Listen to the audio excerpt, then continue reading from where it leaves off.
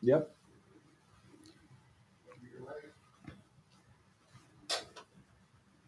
I got you.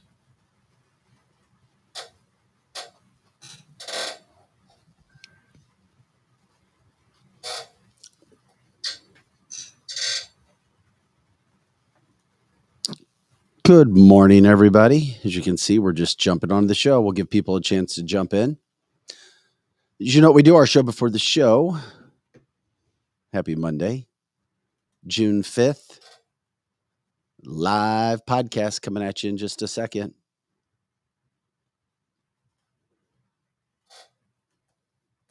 Happy Monday, Lizzie. Happy Monday. How are you doing? I'm all right. Did you have a good weekend? Yeah. How about you? Mine was great. Good. Great. Good. We have got, it's a Monday, so there's a million headlines. There really is. So much always happens over the weekends. Wonder if that's on purpose. Yes and no, it does. Good morning, Donna, Angie, Trisha, Heather, Annette, Facebook user. No, thank you guys for jumping on in today.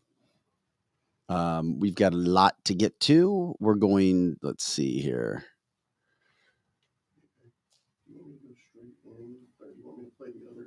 Yeah.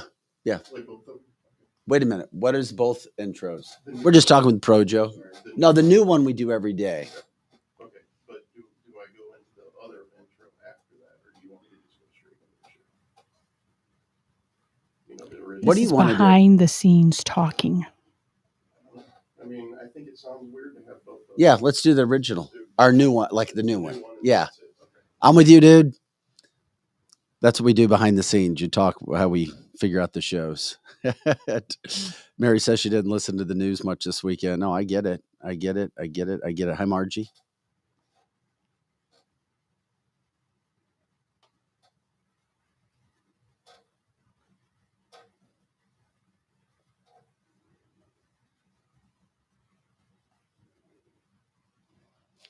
Gateway Pundit. Welcome in, everybody. Remember to share the show if you can. We appreciate it.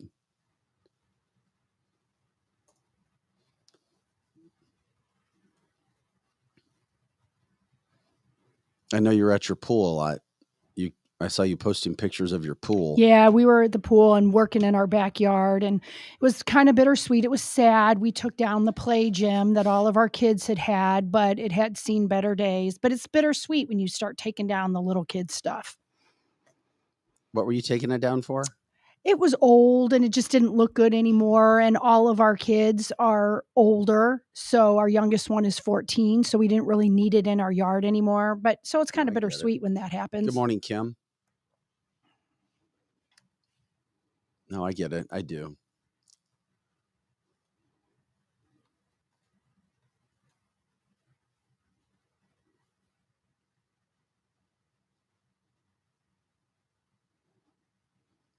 Well, we got funny stories today. Hey, Pro Joe, I didn't get a chance to do the funny quote or the funny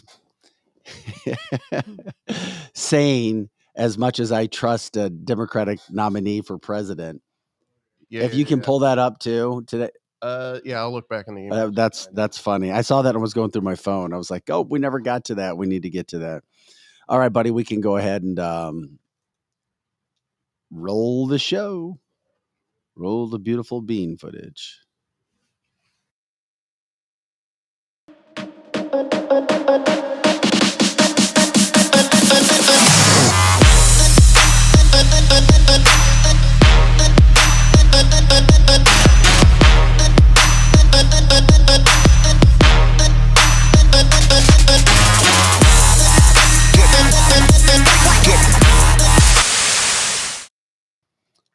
Hey guys, welcome to cancelthisshow.com. It's Monday, June 5th. I'm Vic Faust. Lizzie Sparks alongside today. She is co-hosting and running the boards. Hope she had a good weekend. Tabitha Hassel's off today. She's finishing up a not a work deal today, but a new property. So congratulations to her. Eric Johnson en route. We got Pro Joe in the house as well, of course, making sure everything looks and sounds as good as it possibly can. I look at the chat line first thing off. Drew, are you trying to be our friends? Are you trying to be my friend, Democrat Drew? Drew says the Cardinals suck. He's talking about the St. Louis Cardinals, who a lot of people across America do despise and hate. If you're not a Cardinals fan, there's no middle ground. You hate them or you love them. And yeah, they suck these days, and they knew it. And I said it going into the season. They didn't have the pitching, and then go figure. There's days where they don't have the pitching, then there's days they don't have the hitting. But when you go to Pittsburgh, and if we have any listeners in Pittsburgh, congratulations to your Pirates because they swept the Cardinals. That's right. This is, I can't remember. It's been a long time since Cardinals were this bad. And a lot of questions are going to be thrown at the manager these days. That's for sure. Plus the general manager who just didn't give them the product that they needed to pitch, but then go figure they only give up 2 runs and they lose yesterday. Whatever. Anyway, good morning. And we say welcome into cancelthisshow.com, of course, all the time, 24/7 on our website. That's how you watch us. Cancelthisshow.com. We're a national news, headlines, politics, society, business, and cancel culture show. We do it Monday through Friday, 8 to 10 a.m. Central, and all the time on that site, cancelthisshow.com. We always remind you, please share the show, like, subscribe, go on all of the platforms that we have and hit the thumbs up button. It certainly helps us, that's for sure. It helps us coincide and work with the algorithms that are out there to make sure that we get to as many people as possible. And that's what we want to do. That's for Facebook, for Twitter, YouTube, Rumble, and for our podcast listening audience, straight podcast, all audio. All you have to do to share it, you hit the arrow or share button. You can send it in a text form to anybody that you want to send it to. If you think there's something here that can help them as well, we're always trying to come up with new information, new topics, things that you just don't hear on local news, and dive into topics that you just don't hear on local or national news all the time. So we appreciate you jumping in. We're ready to get this thing going. I'm Vic Faust. Coming up at 9 o'clock today, Michael Letts, a terrific guest. You will not want to miss him. That is 9 o'clock Central Time. That's in just under an hour from now. On what's happening with China and space, China and Mars, and how China is kicking the United States' ass in every space category, apparently. And we have no idea because we're dealing with so many other social issues in this country right now, which is absolutely insane. So coming up at 9 o'clock, you would not want to miss our national guest, Michael Letts. Looking forward to talking with Michael. And I just, as I tell you guys before, when you're going to have a great guest, and this guy is that. He is an expert in the situation. Can't wait to talk to him coming up at 9. We got our Culture War show tomorrow at 2 or tomorrow morning on Tuesday. All these companies, the go woke, go broke situation happening. We're going to run down just what's happening, what you as Americans are doing, and those of you outside of this country, to these companies that continue to try to push agendas on little kids and kids. They're not succeeding, which is, people may not have thought that would happen, but it's bizarre about how much the backlash has affected these companies. So much to say that, they don't know what to do. And we've talked about why the companies do it and how they need money and how they need tax breaks and how their ESG scores get affected if they don't do what they're forced to do. It's really bad for business owners. Not to do that whole show again, but there's a reason why they do it. But is it worse to get backlashed by consumers or by the tax breaks and grants and funding that you can get at the top of the food chain? I don't know. Anyway, we'll get into that. We'll talk about that coming up tomorrow, what's happening, where things are going. And of course, like, subscribe, you can send stars. As always, we appreciate everybody who's jumping in. Once again, Tabitha's off today, taking care of some rental properties. Eric Johnson en route. And I'm Vic Faust alongside Lizzie Sparks and Pro Joe. Mary says I may need to go back to Target. I have to go somewhere. Haven't been there in 2 weeks. And will their employees suffer? I don't know. Lizzie says, don't mess with the kids. We got a million headlines to get into. We told you about what's coming up at 9 o'clock.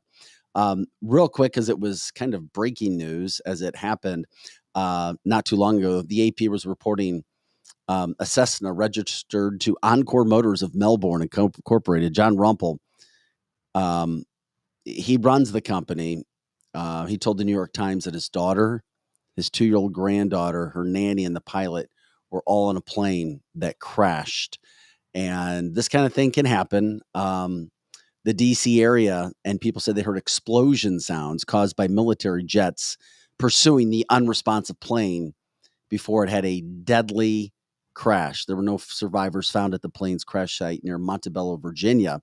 We've heard of, planes, private planes. It can happen every now and then. Something goes wrong there.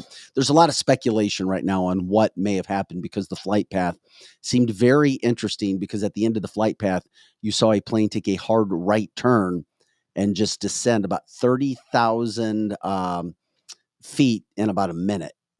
So it was on its way down on a descend. It is interesting too, and we're going to get more information as that comes up. We do headlines here, and we also break down topics and subjects. But the owner of that plane also. Now, you don't want to have conjecture, and you don't want to say, "Oh my gosh, this is something was done on purpose." But the entire family, they also own the Washington Post. They were all on board, so they talked about all those people that I talked about dying. They were the family of the Washington Post owner. Massive MAGA donors, big Trump supporters, NRA supporters. Now, can that happen? Yeah, we're not saying anything nefarious happened. I hate if people ever try to make that tie. That's just who they are. And then we'll find out what else happened. But you had F-16 scrambling. Of course, that all freaked out residents who were in the area. It became a national story. So if we get any more news coming out on that, any headlines, we'll certainly get into that coverage as well. But it is interesting when those things happen, because I always think back to Payne Stewart when people lost consciousness in that plane. Payne Stewart, the PGA golfer from the Springfield, Missouri area. And that plane ended up crashing because people lost consciousness on board that plane as well. So it appears that's what happened when you look at what was going on with the flight path. Of course, people trying to take care of situations. We'll see. Aaron says, seems fishy. And that's why I don't want to ever say that, because if you go, plane went down, mysterious circumstances, Washington Post owner, MAGA supporters, NRA members, in this day and age, too many things connect. It was something nefarious, something horrible happened. The problem with that is you just don't know. Anthony, morning to you heathen as well. We appreciate it. Anthony slinks in every morning drinking his coffee and calling us heathens. Yeah, must be nice. I know. Must be he's nice. Very cool. I like him a lot.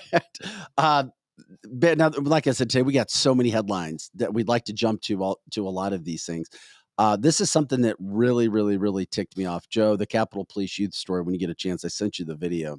I'll set the stage up. Capitol Police, literally, Capitol Police in D.C. stopped a youth choir during their national anthem performance. Okay, they stopped this over the weekend. Now, the Capitol Police are blaming a, quote, miscommunication after they cut the kid singers off. Now, we've already seen what happened with Capitol Police on January 6th, standing there doing nothing, allowing people to go past them into the Capitol, and in some cases, encouraging people, protesters, to go into the Capitol. Then we saw some Capitol Police officers not knowing how to answer questions when it came to certain things of January 6th. So there was already a cloud of doubt and suspicion if you really break down stories of what happened January 6th with Capitol Police, including their head.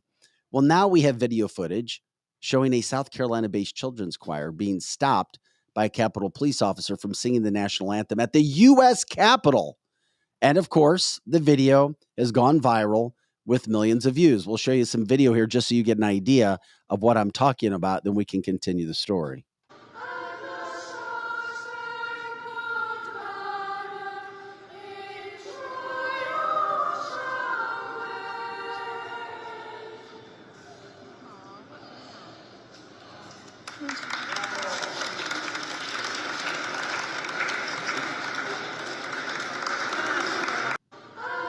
Okay, what you saw there was they were singing, and then a Capitol policeman walks over and tells their director to stop. That's awful. That is absolutely awful. Welcome to the United States of America and the U.S. Capitol. Now, okay, you can give your opinion.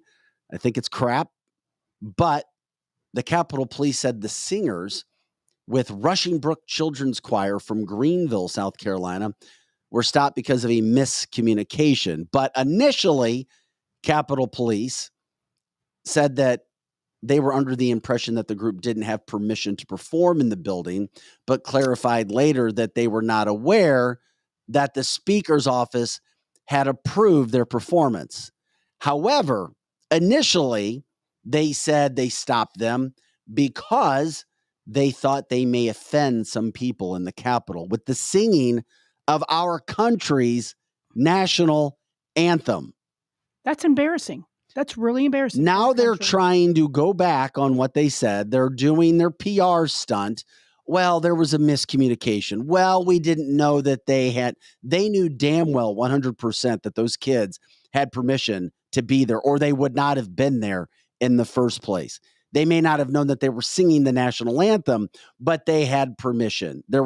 You don't assemble in the U.S. Capitol with kids like that and start to sing unless you had permission. So Capitol Police are lying yet again. We saw them lie about January 6th, and now they're lying about the whole situation here. Quote, I was shocked. I was dismayed.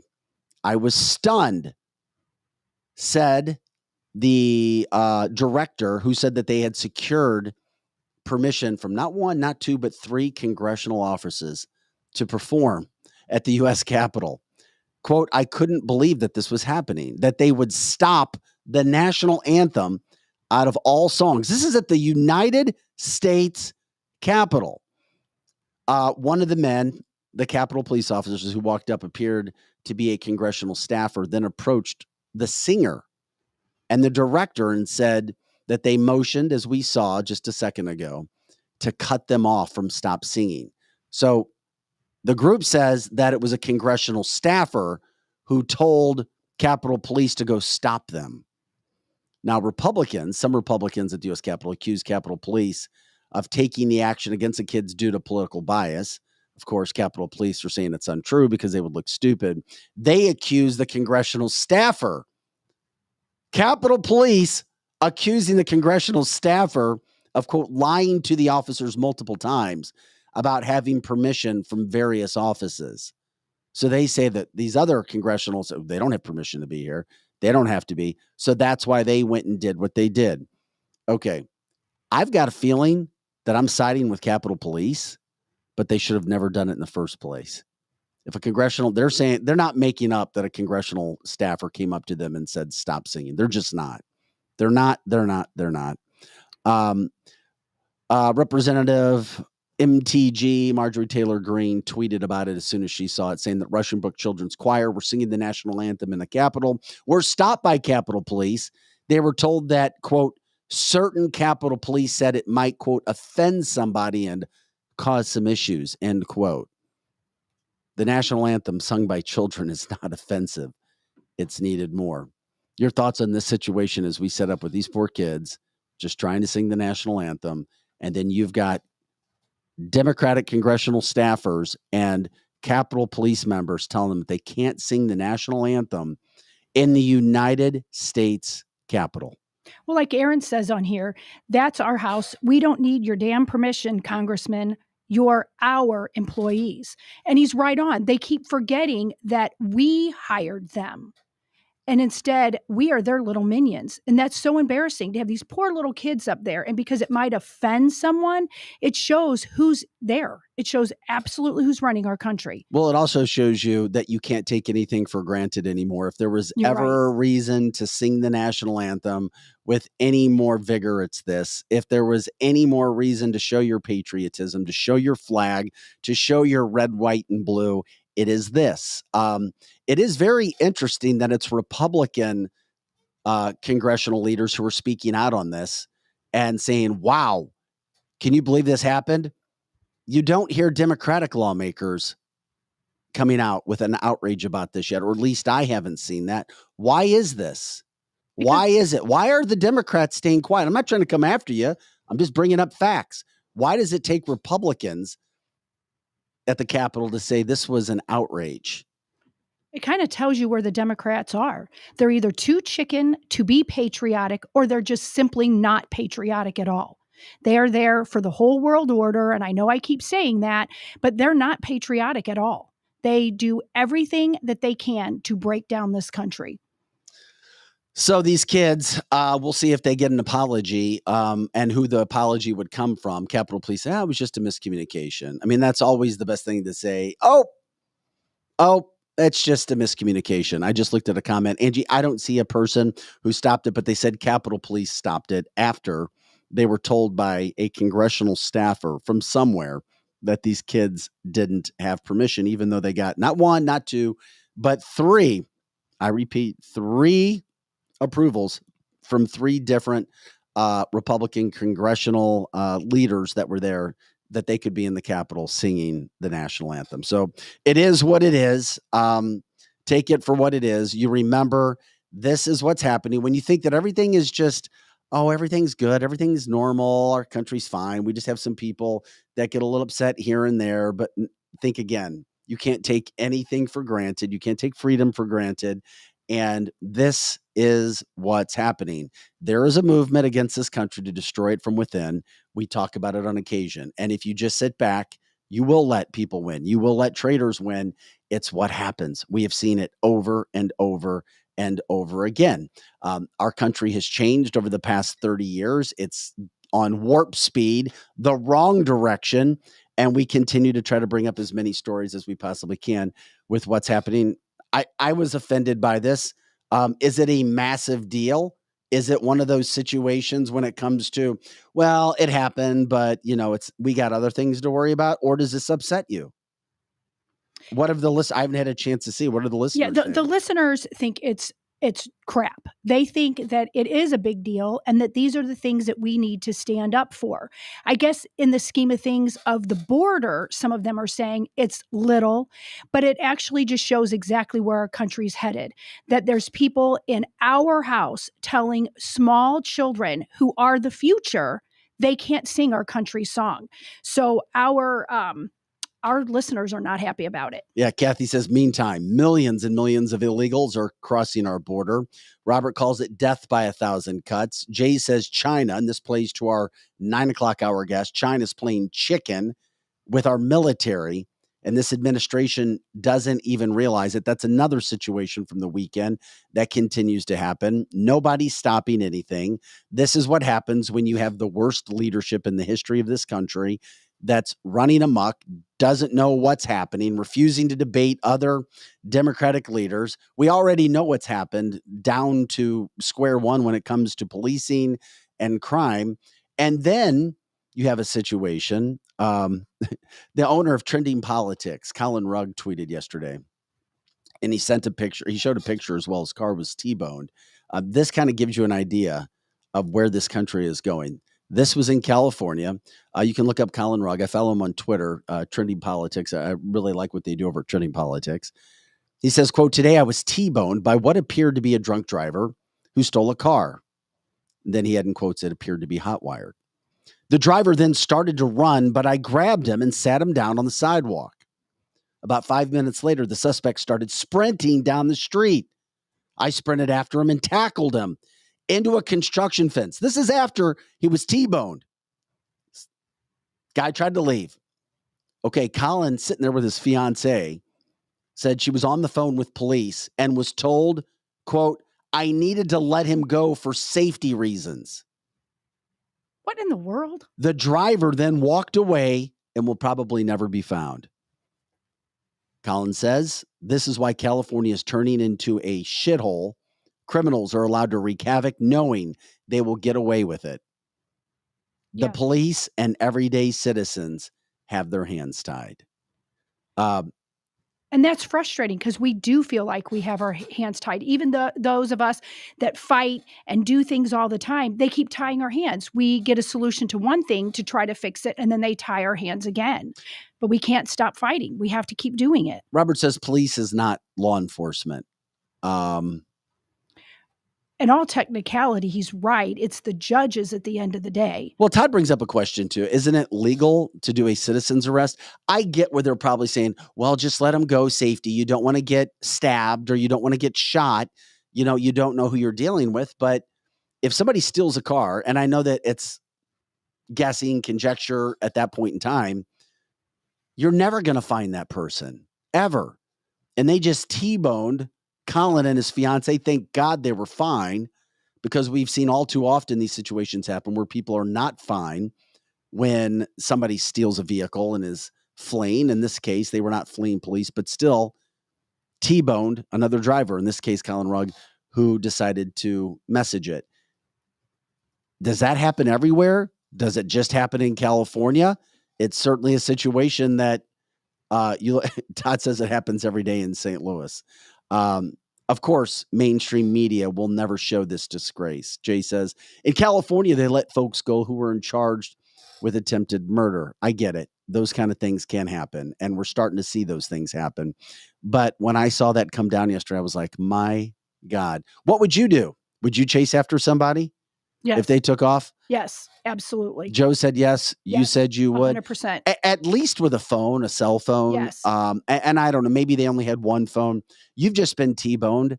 It's so difficult. Sometimes you don't even know when crazy things happen, when you get put in a situation. You may do something you don't know. But Kevin says protecting yourself or others can lead to prison time in liberal cities. I mean, He's at least not wrong. At least you get a phone. I mean, even if there's video, you don't know if this is illegal in California. You don't know if he's Right. registered. You don't know if anybody has any idea if they're going to find him again. And then you're told you can't do anything about it. And I don't know, how big, how strong, if the guy had anything, his age. Clearly, the Colin gentleman felt comfortable enough to grab him as he tried to walk away and sit him down on the sidewalk. But then, 5 minutes later, he takes off. And I guess I'd like to know where they were, because if it's 5 minutes later and police still aren't there, how long is the response time in that part of California where they are, that he's been sitting there for 5 minutes and then decides to take off again. So anyway, You do have to take care of yourself, because often police officers do not show up to the scene because there's not enough of them anymore. And it depends on the area, how fast they can get there or how many square footage they're covering. You have to assume they're not going to show up for 20 minutes. Well, Aaron said, remember, you guys had a guy on the show that did prison time for shooting someone robbing He's his right. car. Chuck Flagg we had in the show, who's trying to take care of situations to get that deleted from his record right now at the state level with the governor. Todd says confrontation is a thing of the past for me, because everything now is a gun battle. It's just not worth it. Unless they're coming into my house, game over. So anyway, I'm glad that Colin from Trending Politics put that out there yesterday, so we could at least get an idea of some of these situations. You don't know. I mean, hell, that could happen to any one of us at any point in time, that you're dealt a situation like that and you have to deal with it.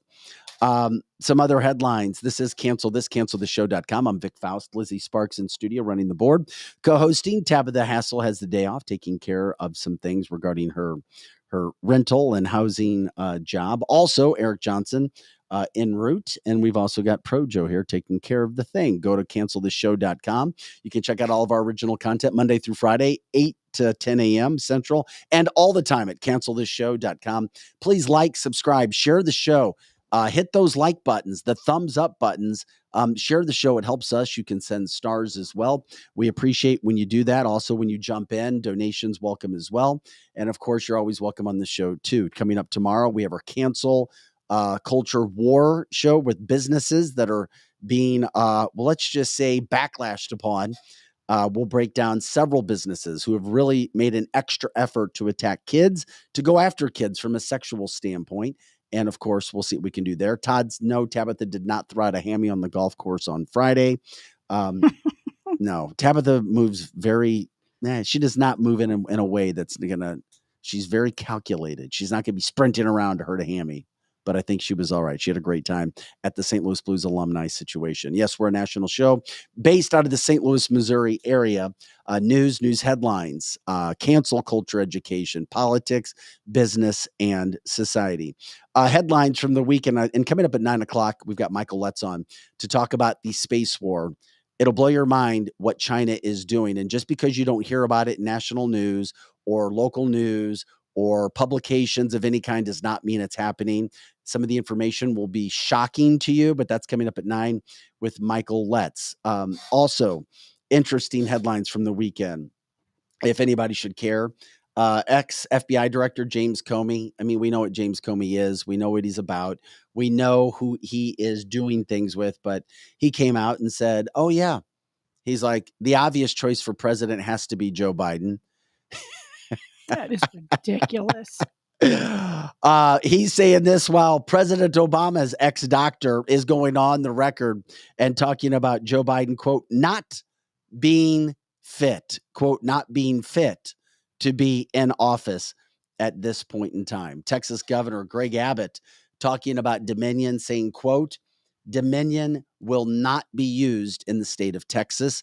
That has a lot of people excited about what can possibly happen. But even if Dominion isn't used in the state of Texas, what's happening with mail-in ballots, with mail-in votes, that sort of thing, it's certainly going to be an issue, especially with as many legals that have come into the state of Texas. I know a lot of people are going, wait a second.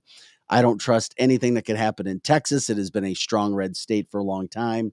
However, we're starting to see some things that are happening in different parts of that state, specifically Austin, that you never thought that you would see in the state of Texas when it came to, quote, liberal agendas being thrown at certain people, despite everything that's going on.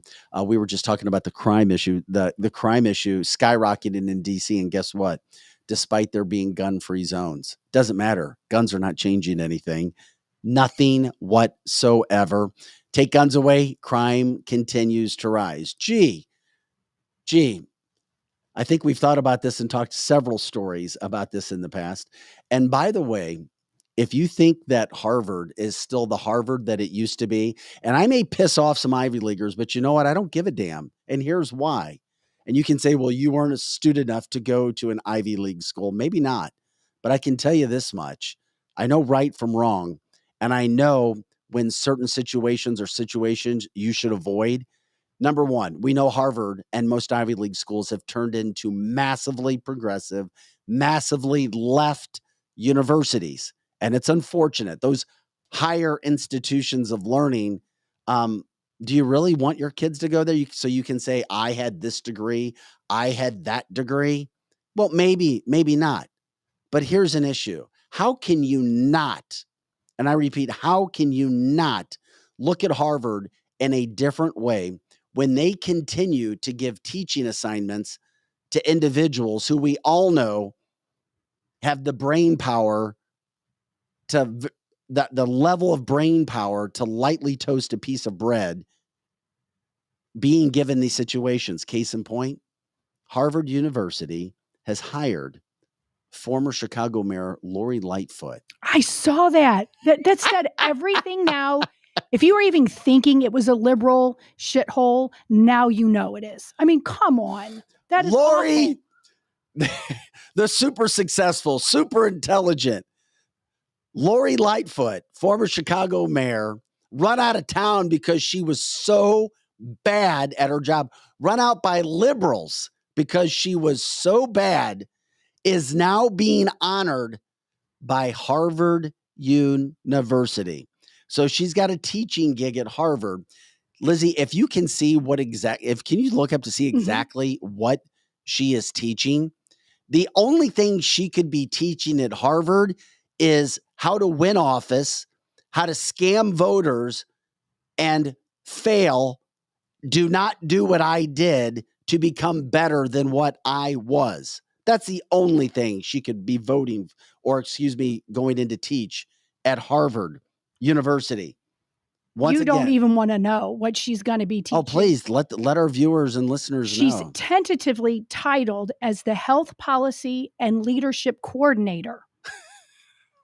What the heck? What is she going to lead? Shootings and how to make your entire business or life just full of crime? I guess that's what she's teaching. That's crazy. We're not being mean here. She was a total. No, we're bringing up facts. She was a That's total. True. She was a total failure as Chicago mayor, run out by extreme left liberals, and Harvard finds her so intelligent, so fascinating.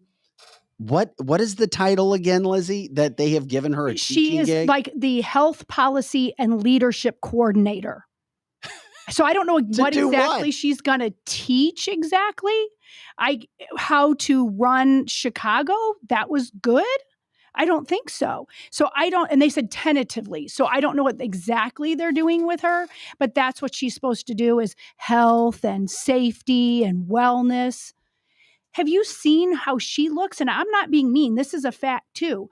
She used to be a lovely looking lady. And somewhere down the line, if you look at her eyes now, they're like really dark and soulless. I mean, I guess she could teach people how to be soulless. Guess that's how she could do it. And like Aaron's saying, how to lock down a city when you're scared of a flu. She could do that. I bet that is what that's about. I don't know. What does Harvard get out of this? I don't know. I won't mention the person's name, but I know somebody that graduated from Harvard a year ago and is still not working. And I don't know if he can't find a job or doesn't want to find a job. Do you know what he was studying by chance? To be a principal. Okay. So, I mean, there you go. Aaron says she sold her soul to Satan like many other politicians, and that's why Harvard is bringing her in. I'm sorry. Yeah. But if you have a child at Harvard and you have busted your ass to get into that school, or if you went to Harvard, if you know anybody at Harvard, how could you look at this formerly prestigious school in the same light? I know a girl who goes there. I know a family member, and I know not a family member of mine, but a family member of a guy that I know. And his son has a dream to maybe go there as well, maybe play some lacrosse. And really, I just get a feeling that it will be status quo. Oh, okay, Lori Lightfoot at Harvard. What? Yeah. No big deal to them, I guess. I mean, that just shows the mentality of the people that are going there, that if they don't have a problem with it, they think this is okay. They think that crime and putting a mask on and vaccinating or whatever you do to your arm is a good thing. And that's what she's going to be teaching, I think. When the next pandemic comes along, she's going to be pushing that and pushing that's what's going on. So there you go. Lori Lightfoot at Harvard. No word from the AP that Kim Gardner is also being given an assignment under Lori Lightfoot at Harvard. But if that happens, we'll certainly let you know. She is getting her nursing license, right? Isn't it? We talked about nursing degree. During the day, she was getting it. So maybe Lori Lightfoot, who was a friend of hers, or they knew each other, might be doing something from that standpoint. Also, headlines from around the country. This kind of was surprising to me. YouTube is now allowing anyone to post information regarding 2020 election misinformation when it comes to their policy. So up until the point, you were not allowed to say anything on the YT, but now on the YT, you can. So that shocked me when I read the story. You can say what you want regarding, quote, election misinformation from 2020 on YT. I don't know if anybody had run into anything like that before. We know what's happened with Twitter, and that's kind of an issue. Todd says it's because Tucker's going on there. Ha, ha, ha. Yeah, maybe. And it's because it's so many years later that they know there's not a darn thing we can do about it. All this truth comes out 2 to 3 years later because a lot of people aren't thinking about it anymore. Nobody cares. And the people that do care can't do anything about it. Yeah, that could be. I mean, you might be onto something, that's for sure. But it is interesting when we've talked so much, and I mean so much about where you can talk, where you can say what you want to say without facing consequences of any kind. But while that's happening, where you're allowed to do that on YT, how about this? Democratic presidential hopeful Robert Kennedy Jr., who has already called out the president on several occasions, who has a base that's gaining from Democrats, including Jack Dorsey, who created Twitter, Foursquare, St. Louis native, who said voters last week deserve better. And it's not fair to voters after watching Joe Biden trip over himself for the umpteenth time. Robert Kennedy Jr. has been banned from Instagram. Isn't that crazy? That tells you everything you need to know. And Mary, one of our listeners, has been saying the whole time that if you have to vote for a Democrat, that's the person that you vote for. And she proved that right, because if they're banning him, he's saying the truth that the left doesn't want out. So, I mean, what have we come to when you now have the Democratic presidential hopeful Robert Kennedy Jr. being banned from Instagram? Are you kidding me? yeah, What that's awful. the hell is going on? And we know who Instagram is associated with, and that's fine. We'll leave it there. But this man has already been told you're not going to be allowed to debate Joe Biden, the worst president in the history of this country, with the worst administration. And now we're going to ban you from Instagram. They're afraid. They're afraid of him What? then. I don't get it. I could not find out why or what he said to this point in time that he was getting pushback from Instagram, but that's happening. So conservatives, if you have an issue with any of these platforms, it's not just you. It's also the man that's going after the highest office in the land, President of the United States. You can't make this stuff up. And it's just another headline. One other quick headline, because there were so many today that we were trying to get all of that out. And this is something that kind of leads into our topics tomorrow. Disney Plus, supposed to be a family-friendly network, family-friendly shows, has now greenlighted a new show about a young girl who's falling in love with the devil. Disney Plus, once again, a family entertainment promoted network, has now greenlighted a brand new show about a girl who's falling in love with the devil. If that's for you, fantastic. If it pisses you off, then you know what you do. You can turn it off. You can get the word out and you can move from that standpoint. Once again, it's the little bit of poison that can be put in everything that's sweet that we think's fine. And then 2 days later, 2 months later, 2 years later, 2 decades later, you're like, holy crap, what has happened to our country? They keep messing with our kids, and that's what's going to be their demise. You can mess with adults, but grandparents, parents, aunts, and uncles that are normal. And what I mean by normal is they're not sick in the head that they want to do drag queen shows for kids and talk sexually to children. So it will hurt them if they do that. It will. I mean, Walt Disney is already rolling over in his grave. I can't even imagine what he would be saying about that. I've heard different things about that. I have too, but I can't back it up. I can't back up that Walt Disney was some sort of Satanist pride lover. I can't back that up. I can back up that he was a family man that wanted to provide great entertainment for children. But I mean, I didn't know him personally, so I don't know. I don't know. It makes you wonder what the hell is going on, because all of this is going on. And at the same point in time, when you have Disney doing something like this, it leads into what's happening, not only with some of these stores that we've gotten used to shopping at, that a backlash is going in, but Disney Plus, when it comes to that level of what's actually happening, what's going on. I don't know. I mean, we're worried about our kids. We talk about it. We say that we're worried about this country. But so many things are happening right now. So many things to try to keep track of. It is extremely difficult.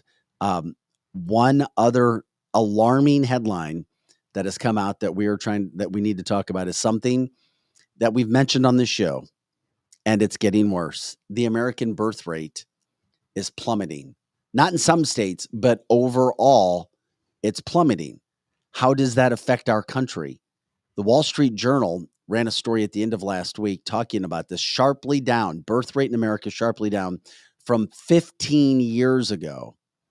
Now, women in this story that the Wall Street Journal did are saying that economic and social obstacles are causing them to have fewer children than they want. But the reasons that they cited, affordability. While repaying student loans, they said men lacking earning power compared to the female cohort, and women being better educated than men, and the teen birth rate has dropped Here you go, 78% since 1991 to contraception access. But the new low birth rate has a significant negative implication for national viability. And this goes into so many branches off the tree. The article cited that President Biden proposing paid family leave, subsidized childcare, and federally funded preschools ways to maybe convince people to have more kids. Well, you would like patriotic people that would allow. But it their all kids- gets into, quote, financial factors. Most of these are financial factors. Well, we don't have enough money to have kids. Well, we can't do that. We're having less kids, and you look at our population. Does that affect us with the job market? Does it affect us with protecting this country in years to come? Yep. Does this country have a different makeup, a different look? Yeah. Europe, if you didn't see, is becoming, and if it's good, bad, whatever, indifferent, it's becoming Muslim by the day when it comes to breaking down the amount of people coming into this country, who's having children and who's not. Why do you think that is? I don't know, Eric. It is. It's definitely something that is being thought about. Muslim. Well, first of all, the United States people, the people that founded this country, and I've been thinking about that a lot. They basically believe that if you're happy and you are patriotic, that there's a certain type of person that will not go willingly to a one world government. And that would be the American people, the people that basically invented liberty and self-governance and basically we're kind of the last cog in the international wheel. And if you're Muslim, you're used to kind of, I hate to say it, but you're kind of used to being led around. This is, we know who is ruling us. We know we're not going and doing a bunch of elections, but we're the last bastion of that. And they're trying to break it down. You can see it. It's in the demographics. If white people don't have kids anymore, that would be a good thing to their cause. The demographics of this country are the last thing to stand in the way of the one world government. I mean, when we're spot on. When we're trying to figure out the mosaic, remember we were talking about who playing the game Clue, what's in the envelope? You have to put that into the pieces, right? It is interesting. Yes. The highest birth rate are mostly countries in Africa right now. As of the CIA World Fact Book, that up to 2021, Niger was number 1, Angola 2, Mali 3, Uganda 4, Benin 5, Chad 6, the Congo 7, South Sudan 8, Somalia 9, and Mozambique coming in at 10. Now, the countries with the least birth rate, and they're all really tight. I mean, like tight. They're all there.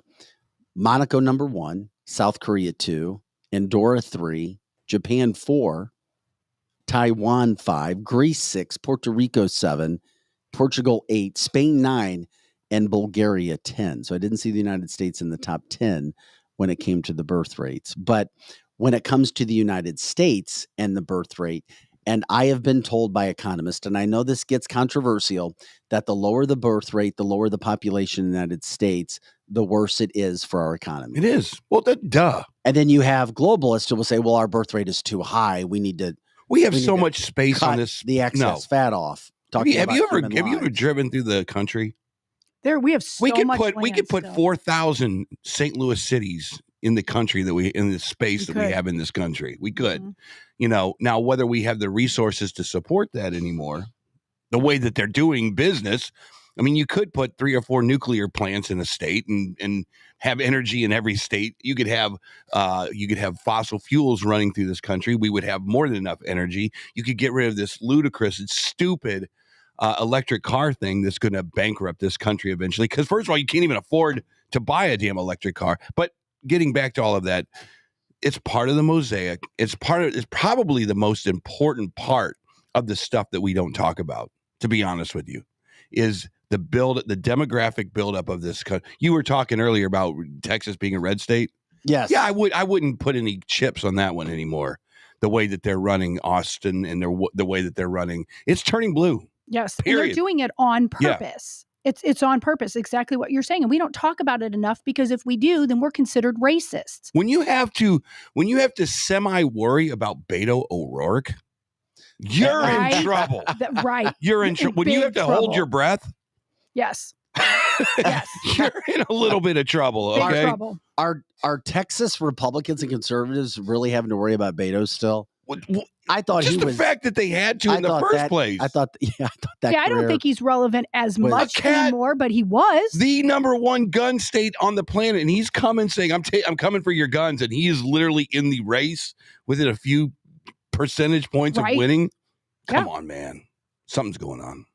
And we're going to be talking more about gun issues, NRA issues, Metro shooting supply. Stephen King, he'll be in later this week as well, I believe Thursday, to talk about those issues as well, because there's a lot going on. Eric Johnson's here.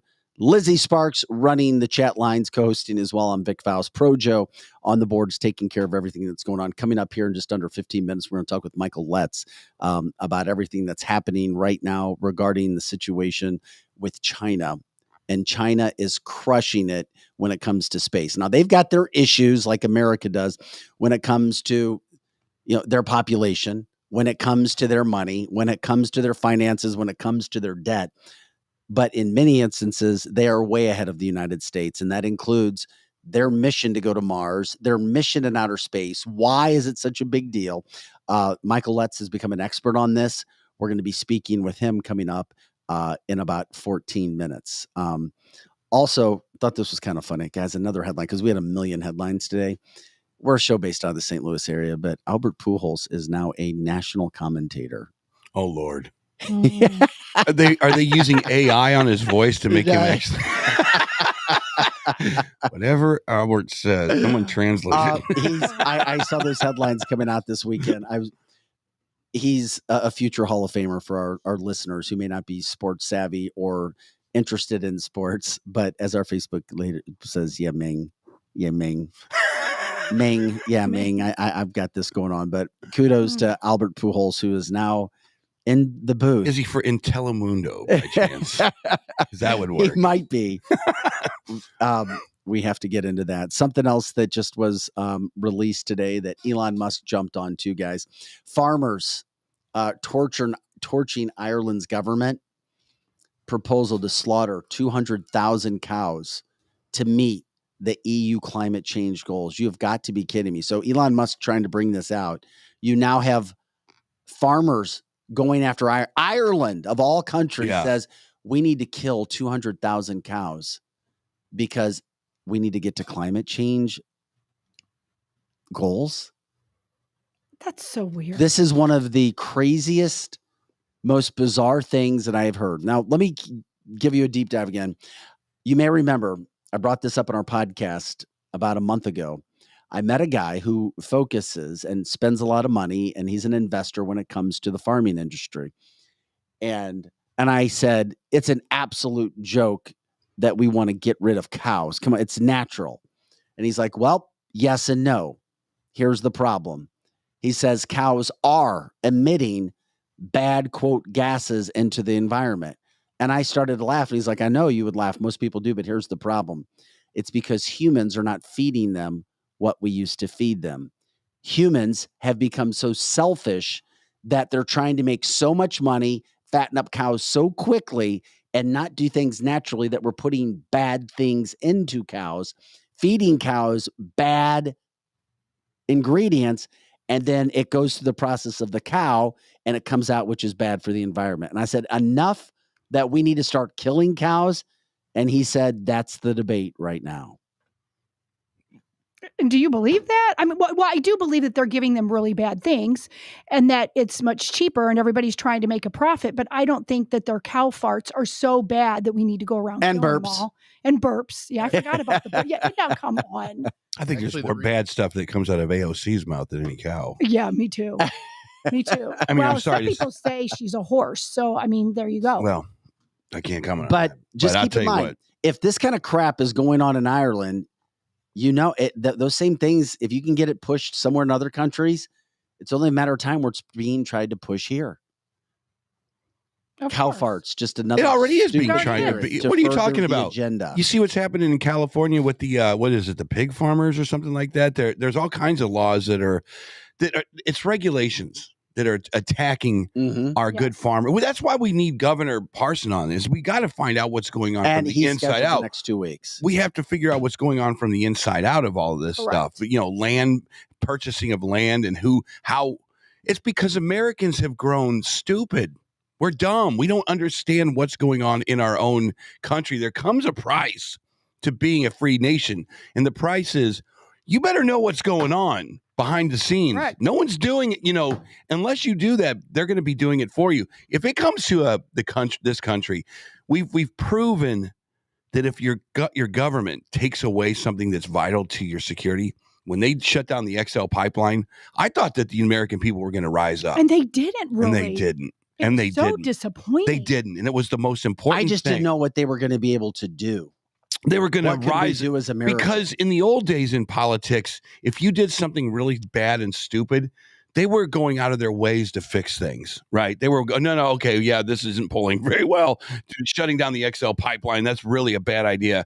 But the American people are so stuck in TikTok, in Instagram, in Twitter, in transsexual garbage, in whatever, that this is a product of that. And now you're seeing Ireland take on the government, 200,000 bovine about to be slaughtered because of fallacious flatulence. Well, farmers are Yes. trying to battle back right now. Right? They're Right. trying. The farmers are going, wait a second, we're not going to sit back and let this happen. We'll see where Ireland goes with this. But the fact that the government is trying to force the slaughtering of 200,000 cows just to become EU compliant with their climate change they're in capitulating. Ireland, who would have thought that we'd get to a point like that? Thank God farmers are trying to fight back. Will they have any say? I don't know. But it is a serious topic. It's a serious story that's going out there that I can't believe we're actually talking about. Yeah, when you look at the EU, it's a mini version of the one world system. Mm-hmm. It's all of these countries that should be able to go into their own governance and say, this is not good for us. Yeah, we're not going to do it. Kind of like China. China's like, yeah, this whole thing about not building power plants. Yeah, we're out on that one. Sorry. Have good luck with that green agenda that you're doing. But we will sell you the batteries for your stupid ass electric cars. So come on over here. We'll sell you all the batteries you need for your green agenda. But it is going to take us a lot of power to do that for you guys. You see what I'm saying? Yeah. Alexander from Raising Sales, our marketing guy, says sports captures the demographic that traditionally causes unrest and rebellions who obsess over athletes' stats and team identities. Interesting. Jay says when the world starts starving, maybe everyday people will finally wake the hell up. I think that's what it's going to take, because whoever they are, and the government have done so much to us, locked us down, wanted to put poison in our arms, let crime just run rampant on the streets. And now they're, not now, they've been saying it for a while, in the cow farts, and people don't even do anything. Even the people, I went to so many Trump rallies and saw so many people wanting to elect him, both in 16 and 2020, people who I thought were badass, but they caved. I mean, I was with thousands of them, and I would say half of them, and I'm not exaggerating when I say that, half of them put masks on their face. They didn't like it. They were afraid to lose their jobs, so they took their jab in the arm, and they're just like, well, I don't know what I can do. I don't know what I can do. And so even those strong people sat at home eating bonbons, taking Biden's money. Well, Aaron Bland shocked. says, guys, it's also happening in the United States, replying to what I said. I'm not sure about the extent of what's actually happening in the US of A compared to Ireland and other places. He says, quote, all these food processing plants mysteriously having fires, which we saw, the latest one in Texas, which I believe did kill about 180,000 cows, mysteriously having fires, accidents, etc. Look up cattle mass death in Kansas just last year or the year before. Okay, we'll have to take that up. We'll trust you on that. He says cattle just randomly mass off die. Yeah. Come on now. There are things here going on that we're not looking at. Drew responded to what you said, Lizzie. Self-preservation. People do what they do sometimes just to live another day. And I agree. They do. on TikTok. Right. Yeah. They do. They do. And I get self-preservation. Nobody wants to protect their kid more than a mama, but you also have to teach them to be brave and be uncomfortable instead of just doing what they said. You do. Eric, it's utterly unbelievable from the Very Facebook nice. Live. That was good. But he says they're creating food insecurity. Maybe, but once again, it's all about control. It is. These guys know that they can get. I know what they're doing. It's the frog in the water and the very slow boil. You bring one in at a time, one ridiculous thing in at a time. Oh, there's another ridiculous thing, and then before you know it, all doors are guarded against. You're surrounded. There's nothing you can do anymore. What's going to happen when there's 10? I mean, I'm serious. This is very simple. This is a new one. Let's go kill 250,000 cows. It somehow feeds into this bizarre eat crickets narrative, right? Mm-hmm. Right. That I'm starting to see on Fox News all the time. Yep. Oh, this is a delicious cricket burger, man. You see what I'm saying? Sure, yeah. He's not wrong. All of the tentacles kind of, before you know it, if you're an American on TikTok and you're just not awake, you're going to look up one day and you're going to have no farms around you anymore. It's going to be all government controlled property. You're going to have no oil. The oil is not coming to this country. It's going to go to China. You know why? Because China is very happy to buy your oil, and you're not going to OPEC and bitching at them about not producing enough oil. So all the oil is going to go. It's already happened, guys. I'm sorry to say, the plane has already hit the damn side of the mountain, and now they're just doing the cleanup. That's where we're at right now, guys. You're right. Here, did you ever watch the movie? What's the name of that movie? The one with Mockingbird. What's the movie with? Oh God, I'm drawing a blank right now, but it'll come to me. We'll let you think about it. Trust me, it'll come to me. Hunger Games. Oh yes. Yes. We are living in the damn Hunger Games. We are. I went up to Illinois.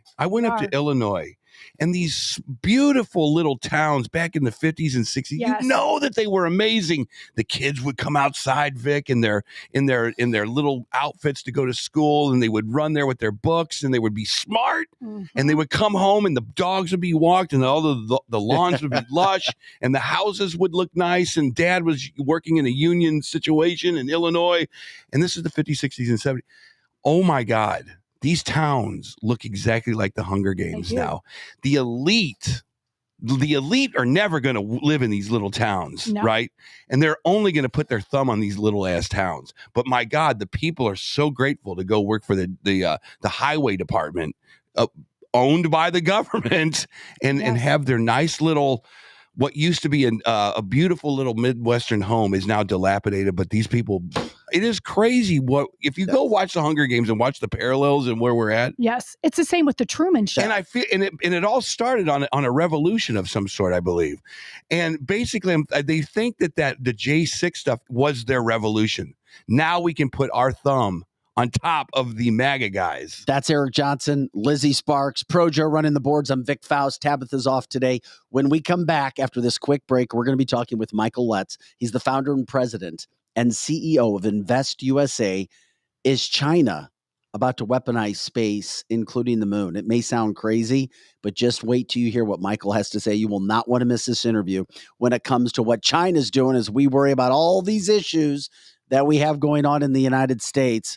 Like cow farts. You've got to be kidding me. This is cancelthisshow.com. Back in just 2 minutes. House has the largest selection of solid wood with the hottest new styles. Real furniture that's built to last. Like our solid bedrooms, living rooms, and dining from Kincaid. Our volume enables us to save you a lot of money, especially during our solid wood sale. Plus, get free financing, fast free delivery, and free in-home design. So for solid wood, sweet styles, and solid service since 1964, shop over 3 football fields of furniture at Carroll House, because you like nice things. Hey guys, this is Dr. Mahesh Bhagway. I'm an orthopedic surgeon here in St. Louis for over the last 20 years. I went to Washington University. I got my medical degree at St. Louis University. From local high school athletes, college athletes, weekend warriors, injured workers, and even Cardinal baseball players, I've treated them all. Our practice strives to personalize care with every new patient being seen by me. To find me, contact my staff at drbagwe.com. That's DRBAGWE.com. Hopefully you don't need me, but if you do, you can find me now. Jonathan, what does make Rockwood so special? Rockwood, we carbonize it higher than anybody else does. So we're cooking out everything that produces ash, smoke, anything like that. It gives you a lot more control over the temperature, a lot more control over the fire, and it's 100% Missouri product. All right, where can people get it? It's at 100 plus locations around St. Louis, any Deerberg, Straub's, meat markets, wine and cheese stores, hardware stores, you name it, we're around St. Louis. Just check the website. And good charcoal should be able to break apart in your hands like absolutely, Rockwood does, yeah. right? If you can't break it apart by hand, it's not charcoal yet. It's still wood. They didn't do the job, so make sure it can break apart by hand. All right, get your Rockwood charcoal. Let's talk roofs. Voted best roofing pro in all of St. Charles County, RJR and Associates Roofing has been protecting people from the chaotic Missouri weather for over 20 years. Business and homeowners, whether you need to patch a leaky roof or it's just time for a completely new one, RJR has got you covered. Just call our buddy Ron today at 314-852-5074. That's 314-852-5074. Marco, wait, what? No response? Hi, I'm Curtis Barks with Complete Auto Body and Repair, offering full service and auto repair to St. Louis and St. Charles. We are looking for someone to say polo. That's right, we are hiring. We want you now. If you would like to work in a well-paying environment, then you owe it to yourself to stop by one of our 6 Complete Auto Body and Repair locations. Will you help me find that missing person? Please call me directly at 636-488-HIRE. That's right, 636-488-4473. Dad, and service. Oh yeah, and service. He fixes cars.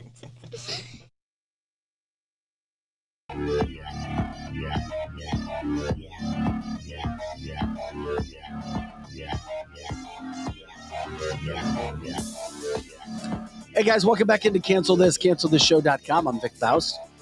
Tabitha Hassel's off today, taking care of some real estate issues. Eric Johnson's here. Lizzie Sparks running our live chat, as she always does, on multiple platforms. And, of course, Projo taking care of the engineering side. 8 to 10 a.m. Central Time, Monday through Friday, cancelthisshow.com. You can watch us live. You can watch us taped, and you can listen to us anytime. Once again, all those platforms on cancelthisshow.com. We welcome you back in for this January 5th podcast. We've promoted it. I've told you guys it was a guy you should jump back into, check out with an interview. I'm talking about Michael Letts, the founder, president, and CEO of Invest USA. Grateful for his time today when it comes to what in the world is going on with China. Now, as far-fetched as the idea may sound, we're going to hear from this law enforcement veteran about why Americans should be concerned because China suspiciously escalated its space program. Now, you hear things here and there, but what do we really know? A lot of us aren't studying that every day. Hell, we're talking about all the backlash from go woke, go broke companies and those situations that are going on. But now we talk to our expert, Michael Letts joins us. Michael, good morning. Thanks for jumping in on cancelthisshow.com. How concerned should we be about what China's doing in space? Well, we need to be very concerned about it, Vic. It's always a privilege to be on your show, and thank you for this opportunity. You know, for quite some time, let's give your viewers, your listeners, a little bit of background. Obviously, China is a communist society, has never been in favor of the freedoms and the democracy that we enjoy in this country. And as such, they have one objective. Communism always has an objective. It's world dominance. Well, Russia has the same thing, but China was not up to par as Russia or the Soviet Union, shall we say. The Soviet Union initially was at the time. We started our space program back in the 60s, as you will recall, under Kennedy. And there was the race. Everybody remembers the big race between the Soviet Union and the United States of America, so who would get the first man on the moon, who would explore space first, et cetera, et cetera. And, of course, the United States of America won that race. But we kind of basically, okay, we've won. Let's move on to something else. Russia has continued to escalate and move forward on its space program. They developed the International Space Station. But where was China in all of this? Well, China wasn't at that point yet where it was fully developed and able to keep up and move forward as the Russia and the United States were.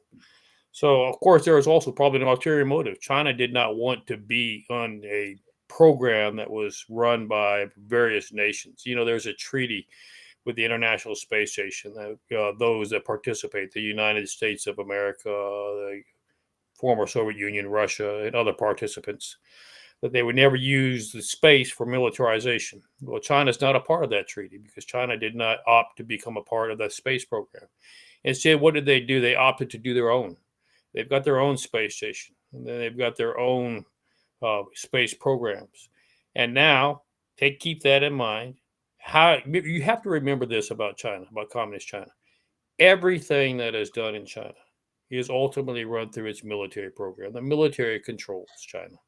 Everything that's done pushes their communist agenda of world dominance. So keep that in mind. Any program they participate in, one especially that they put money in, they have an objective to. They have a mind. Their happenstance doesn't occur in China. Yeah. It's all well thought out and planned. Well, let's talk about real briefly, give an overview, then we'll pick it back into the space issue. So China has decided that if it's going to have world dominance, what is standing in the way? Well, the United States of America, or what's left of it. The United States of America and our freedoms and democracies still pose a major issue to world dominance by China. So what can they do to further assist in bringing about the demise of this great nation? Well, they picked up a couple things in the last couple of decades that have worked exceptionally well for them. First of all, let's talk about how they're going to deal with our populace internally. Two things that are keeping them from being world dominant. American populace, which has a love for freedom, and second of all, American populace, which has a love for firearms. And we're an armed nation. Makes it a little harder to take it over, to overthrow. So let's take a look at what they've done. Well, let's take a look at the populace to begin with. China is the lead export for fentanyl.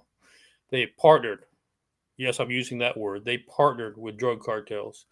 They have determined to make sure that they bring across an open border. Now, before we talk about all that they've done, let's talk about how they're able to accomplish it real quickly, Vic. I think most of your audience knows, but the Biden administration is beholden to and owned by the Chinese Communist Party. We can see that they've got put millions, 15 million, I think it's the count so far and rising as to what they have given to Joe Biden, Hunter Biden, and this administration. The Chinese communists don't do anything for free. They give you $15 million. They expect something in return. And of course, on this particular issue, we can't find anything in return that they have gotten. Infrastructure, shall we say, hardware from the United States, other than access and policy decisions by Vice President Biden at the time, now President Biden at the time. And so they're calling in, their chips are due, they're calling them in. And so now, how are they able to, first of all, accomplish destroying our young people? They're getting fentanyl across an open border. They push the open border policy. The Biden administration is all too happy to comply because the fentanyl industry is the drug industry and human trafficking, sex trafficking, some of the biggest industries in the world. And they provide tremendous cash flow. And that cash flow goes back into people who support those policies, the Democratic National Committee and Democrats on the ballot itself. Now, so they're using fentanyl to go after our young people. They developed, we know now, the Wahoo Labs, they developed the COVID-19 vaccine. That was a militarization program. Anybody that tells you otherwise has just got their head in the stand. And so they used that program. They released that virus. No, it wasn't a deadly virus to destroy the entire world, but it was a trial run. No question about that. And what did they discover? They discovered two things about the American people. First of all, the American people respond to fear. We are willing to give up rights that we would never consider giving up because we're scared. We're scared that we're going to catch a virus and scared to die. And of course, we all put our faith in the great U.S. government. The U.S. government will defend us from everything. That's well, we can talk about that in a minute. I think everybody knows the answer to that. So the COVID-19, how did they use the administration again? Not under the Trump administration, interestingly enough. It was only under the Biden administration. They decided to make the vaccine mandatory for first responders and for the military.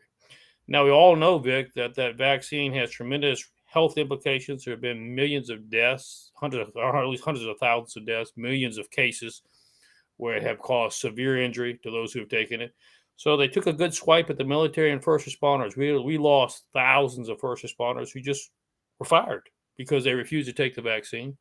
We've got thousands more who are now on the permanent disabled list because they've taken the vaccine. Same with our military. We lost just thousands and thousands of good men We're talking about special ops, people that have been trained, that you can't put a price tag on how much money we put into getting their training to where it is. They had to quit. They were fired. They were dismissed, discharged for refusing to take the vaccine. And of course, now we know all the health implications that many of our young service members have because of having taken it. So they went after our young people. They went after our first responders. They went after our military. They continue to go after our military through the electronic spy program. We all know the balloons. It's interesting. Again, what did the Biden administration do?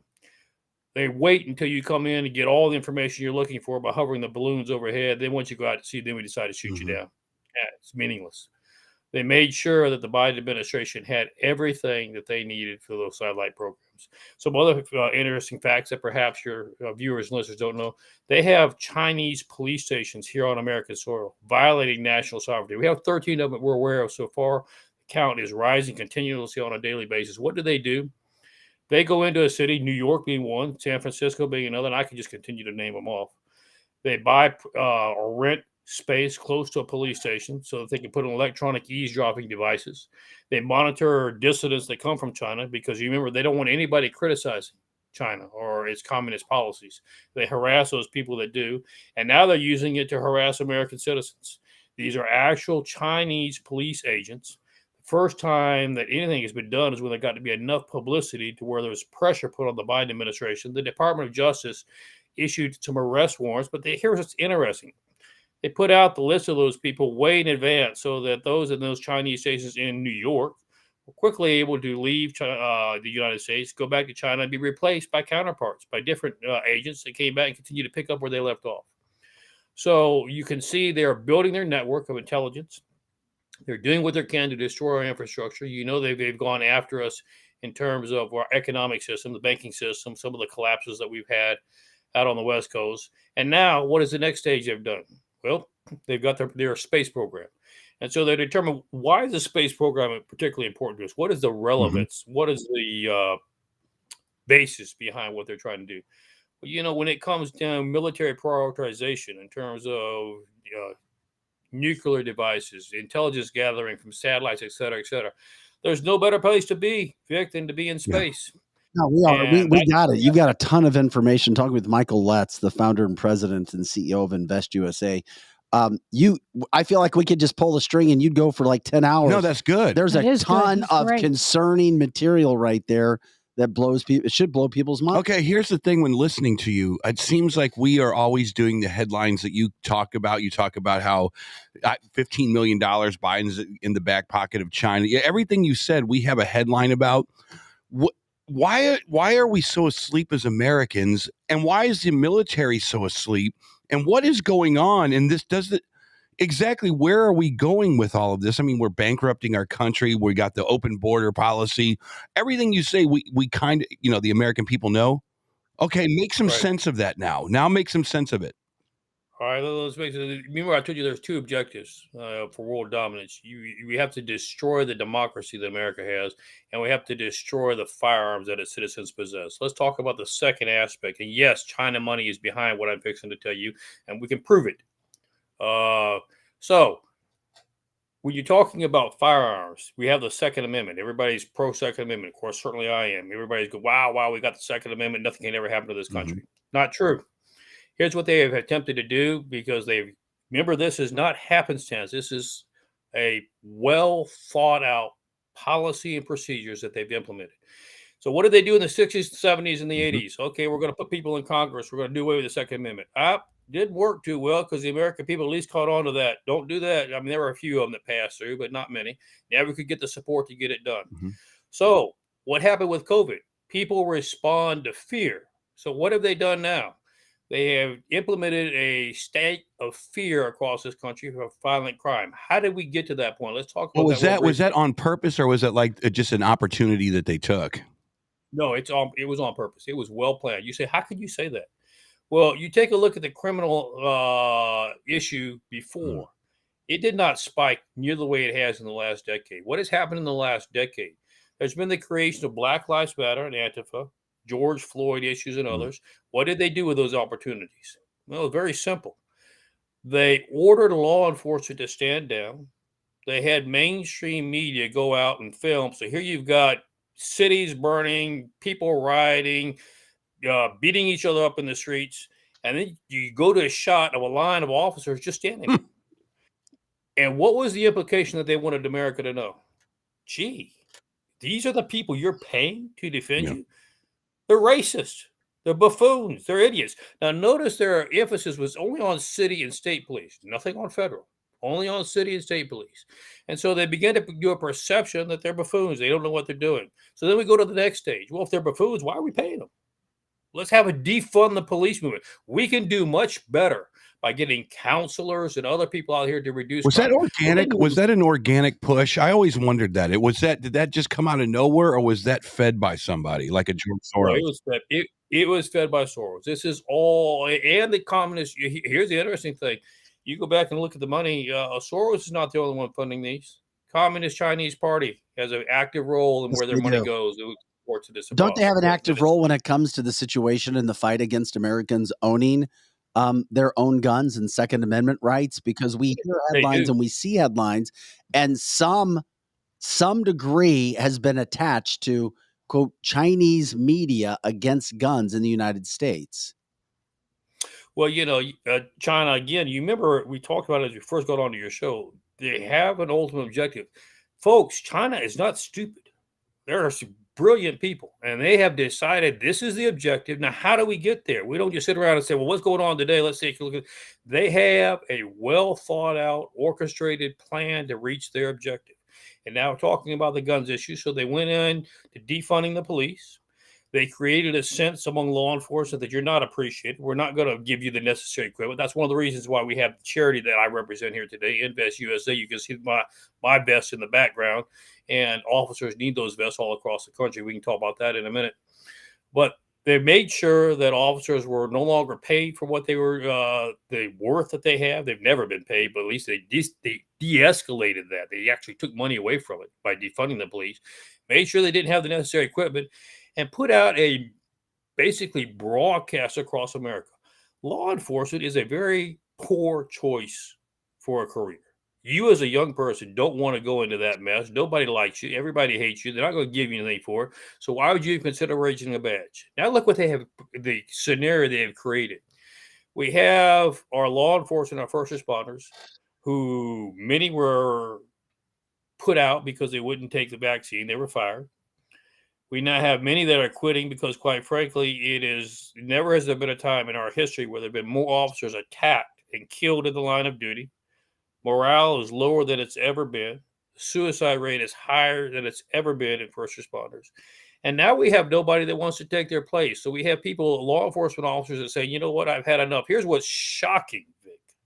We had over 3,000. I want that figure to sink into you for a minute. 3,000 New York PD officers who are willing to give up their pensions and walk away because they didn't think they could survive for another year or two before their retirement office came. It was that bad in law enforcement. People walking away from their pensions to get out from it. When that story gets out, right now, let me tell you, as I go across this great country of ours all the time, handing out vests, talking with my fellow brothers in law enforcement, the number one issue is nobody wants to wear the badge anymore. We're losing them faster than we can retain them, and nobody wants to put on a badge. So what does that do, Vic? Let's talk about the practicality of that for a minute. I give you protection with 100 men. Now I'm down to 70, 60. You're still expecting the same protection. What do I have to do to my 60 men now to get that comparable to where I had the 100? I'm overworking them to death. What do you think is going to happen to the other 60 that are getting overworked to death that I'm not paying them for? Remember, I have a defunding problem, and I have given them no support from their council or their local government.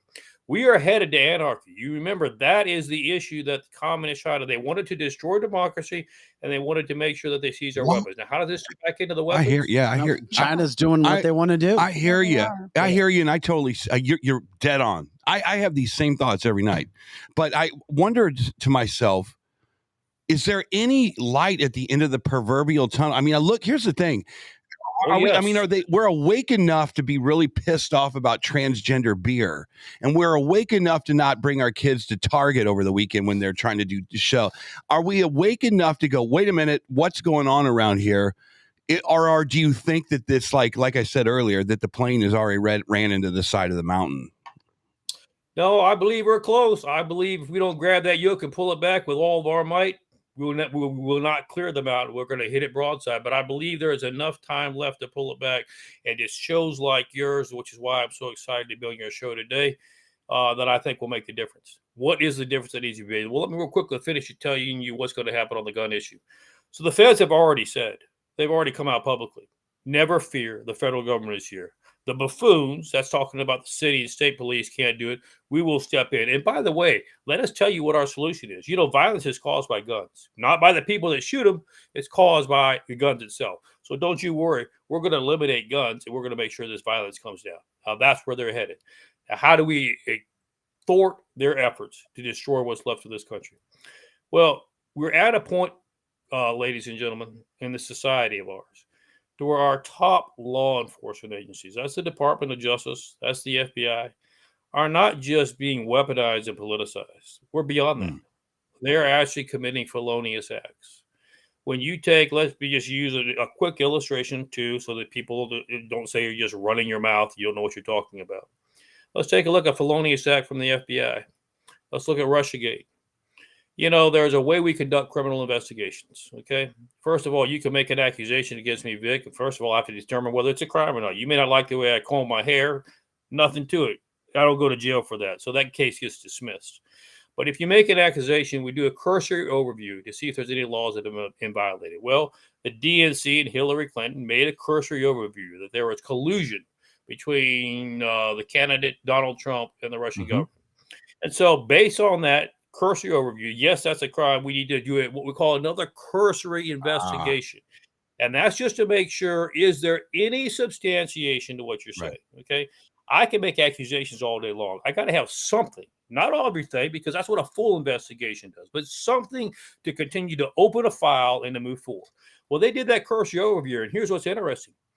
In the response to that cursory overview, not only was it said, no, you don't have enough evidence, the evidence that they had was actually dispelled and proven to be false. It was false information coming from the DNC, from Hillary, from saying that there were connections with Russia when they were not. They knew that the information was not just not good enough, it was false. And everybody had culpable deniability, correct? It was like, every time you see CNN and you see Brennan and those guys, it's like, well, you got to be really safe about all this stuff, And it makes you wonder China's involvement in all of this, which is why we had you on in the first place. And then so you're saying right now, how, and this is the question, how does the thousands of people in the CIA, FBI, DOJ, how do they have a cabal behind closed doors somewhere? And they are all coordinated in this. And I'll give you one example. The one stupid ass document that they're trying to get from Christopher Wray right now. How does Christopher Wray not just go, yeah, here's your document, have fun with it? I mean, was that document that was produced, is that going to be a thorn in the side of this whole operation? Oh, it's going to be a huge thorn in their side, quite frankly. Or is it not? Or do they know how to handle, if you're doing something this big, don't you have a contingency for all of these little sidebar matters? They do have a contingency, Eric. Let's talk about, I'll give a quick sidetrack to what you're talking about there. Let's talk about their contingency, not ours, but their contingency.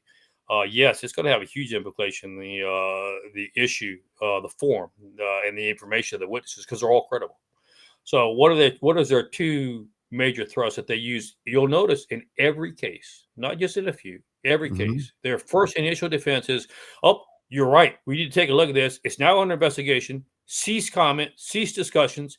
Nothing else can be said about it. We'll get back to you. Now, it may take us 10 years, but we will get back to you once we have decided whether there's anything of merit here. They bury it. Second thing they do while they're doing that is then they go, because remember, they have the information.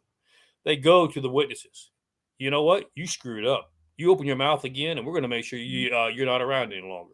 And yes, our government does that now. Shameful. That's what the Russians did. The Soviet Union used to do.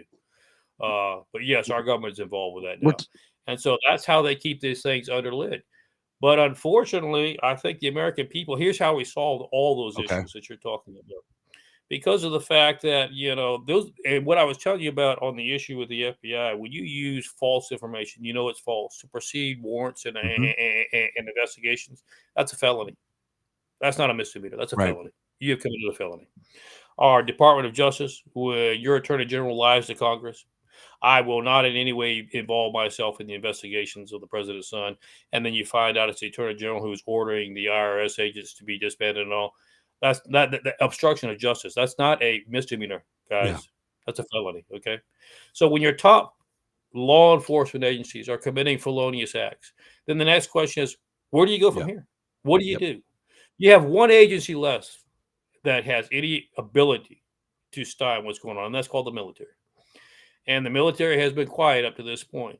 But what happens? How do you engage the military? Well, our Constitution gives us a particular avenue. It's called military tribunals. First of all, it's in the Constitution. Second of all, the War Powers Act reinforces that. It actually expands it from the commander in chief being able to appoint a military tribunal to actually to the Speaker of the House and to Congress being able to appoint a military tribunal. What does a military tribunal do? Well, now remember, people say, well, they deal with the military. No. That's a court martial. That's a military court. This is a military tribunal. There are two distinct differences in those terminologies. A military tribunal was set up to be able to go after civilians, contractors, and or commanders in chief, anyone who involves or is involved with the compromising of national security. Okay. Now, let's take a look at what we have, that everything we've just talked about with China, with a government who has sold itself out, with classified documents and information that end up in garages next to Corvettes, et cetera, et cetera. There is ample evidence that national security has been compromised at best. At worst, it has been destroyed in some areas. So a military tribunal is certainly within order. What does a military tribunal do?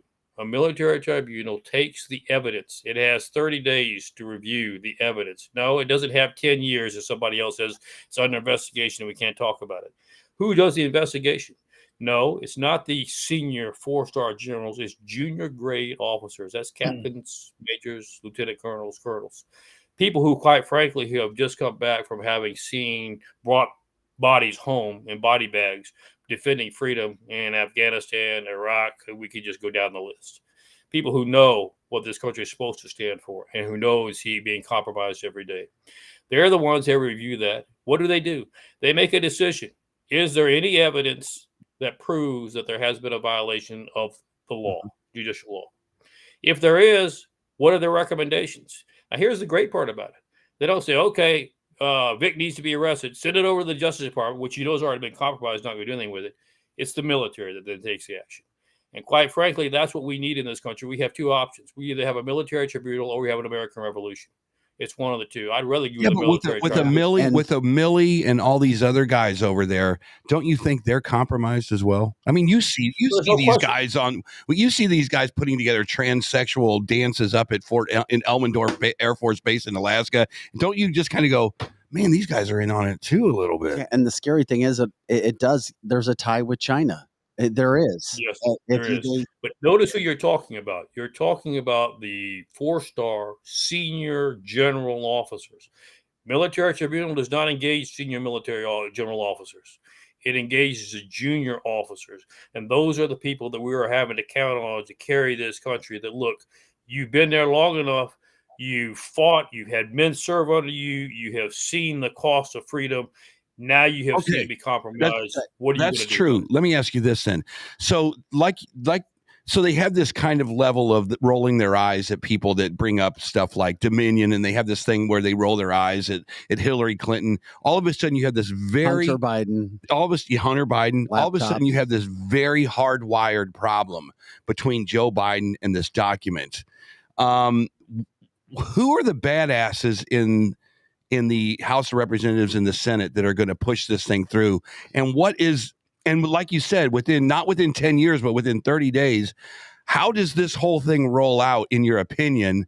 And this is the only thing that I see that they got. I really don't see anything else that they have. They can't push back because you got 50% of the country that's on their side and 50% who's not on their side. So they're doing whatever they want to do. And here's the point to address that, Eric. It's very simple. And this is what I tell people all across the country as we have these discussions. A military tribunal is charged with one thing. It is junior grade military officers who serve as the jury. They're sequestered. There's no TV cameras. There's no, oh, want you to read about this or hear. They take the evidence, they review it. The evidence is substantiated or it's not. If it's substantiated, these are the laws that were broken and these are the penalties according to our Constitution. Now, that's exactly what they do. And quite frankly, that is what this country has to have now. We're not in a position to do anything else, as you said, because we have so many people that have been compromised. But most of them have been compromised who are in senior positions. And why were they compromised? Quite frankly, when you talk about China, how does China compromise people? They got money. Yep, that makes sense. Talking with Michael Letts, the founder and president and CEO of Invest USA. At the heart of all of this and why we had you on, and of course, China gets into this, they get into that. I mean, you look at everything that's happened in this country. It's the 34th anniversary of the Tiananmen Square event. You've got the FBI caught protecting two firms tied to Chinese government regimes holding U.S. voter data. That's going on as well. Footage released of near collusion of U.S. with Chinese destroyer. That's going on, a collision out there. Where does China sit now with this space program, and why should we be concerned?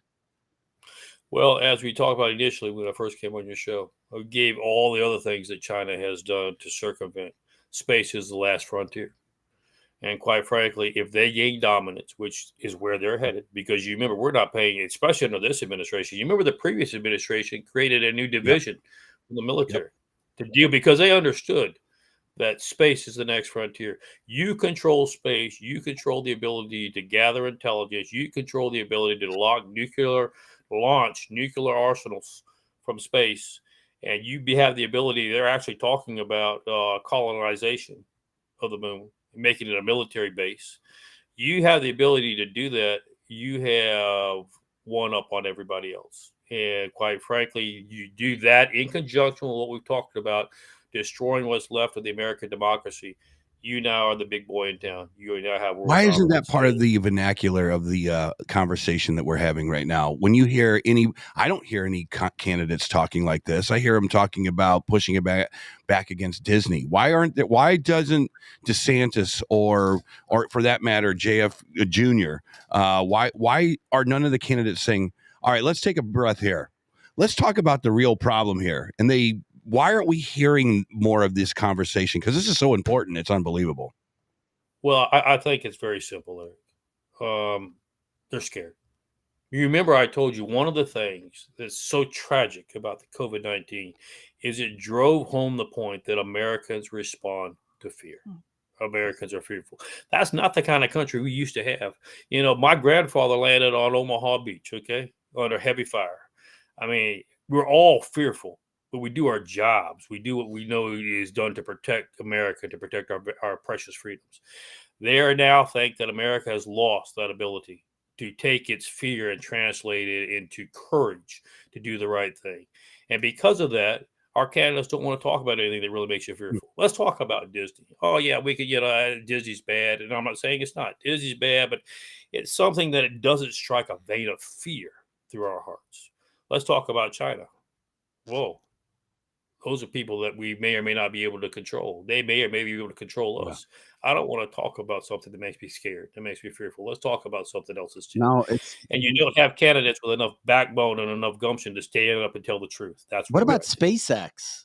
Blue Origin. I mean, do we have a chance to compete with China in space?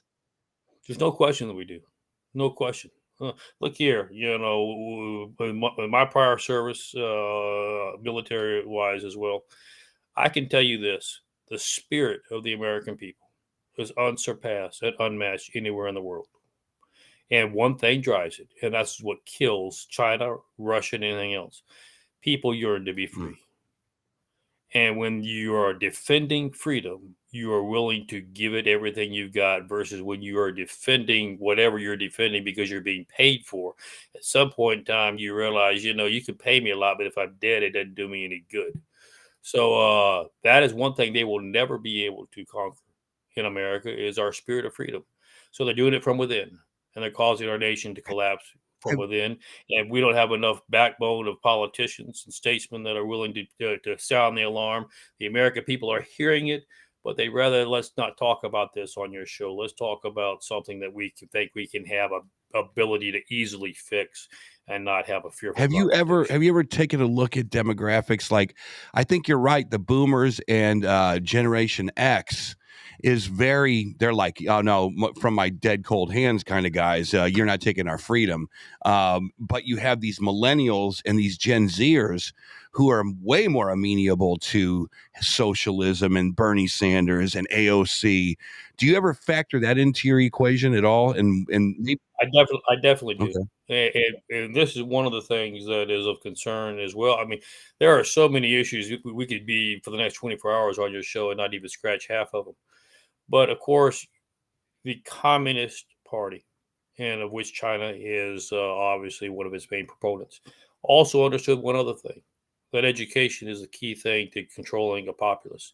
And so our public education system, which is dominated by our union system, has made a point and effort for the last few decades to make sure that the information being given to our young people was anti-America, anti-heroic, anti-values, anti-principle. And we've got two generations now that we're seeing that went through those systems, and that they are beginning to, at the age now where they can exercise what they've been taught. And quite frankly, the only thing we could do to undermine that and to straighten it out is they need to see the consequence of their actions. I tell people this all the time across the country. We've lost the word accountability in this country. You're not accountable for anything you did anymore. You're a victim.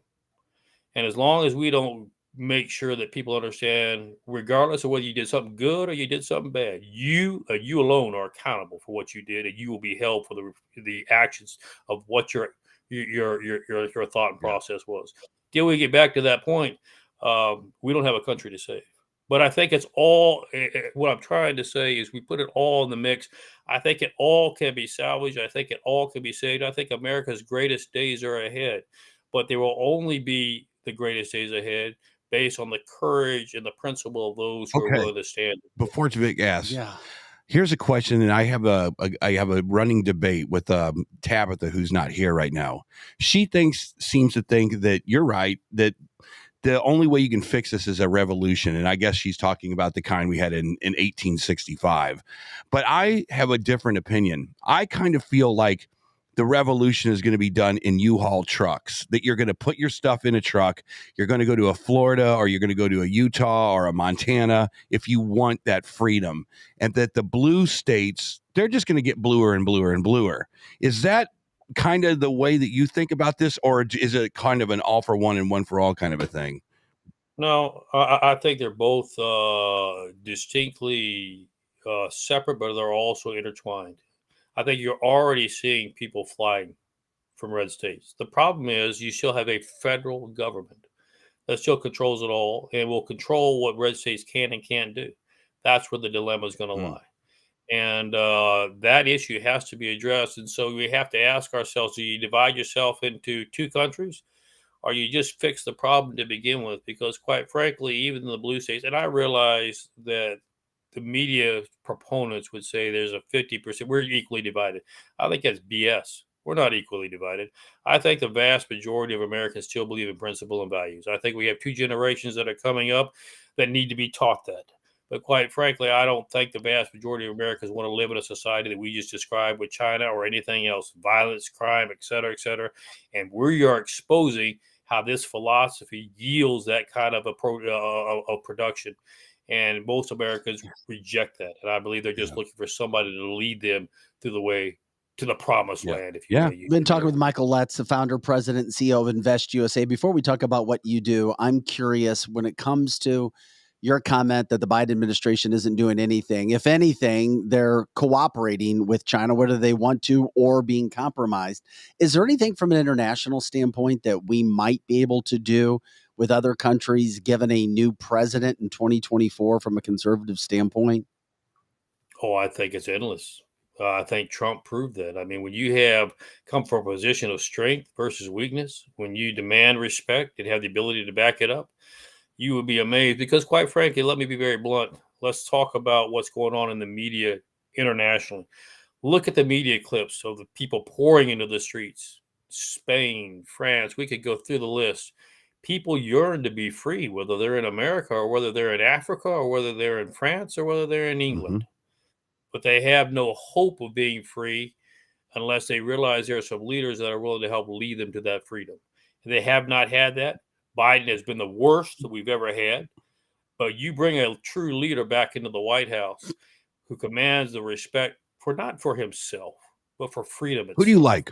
Who do you like in this presidential election?